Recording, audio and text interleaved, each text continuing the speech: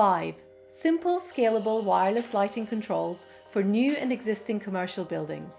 Today, we're unboxing a Vive switching load controller. This device is part of a Vive system.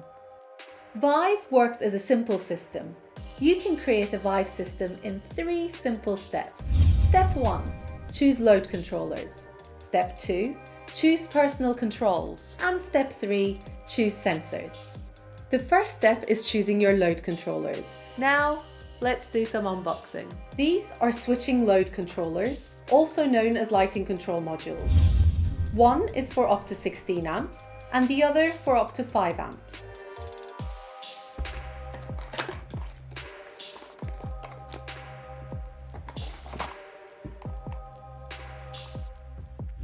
Inside, you'll find the load controller, a 20mm conduit nut, and an instruction manual with details to help install, pair and program the wireless controls. The unit has buttons on it for optional manual operation and programming. There's even a convenient diagram for you on the product itself of how it's connected. The switching load controller is simple to wire. A certified electrician may provide maintained power to the unit through the live and neutral connections. The switched live wire is the black wire.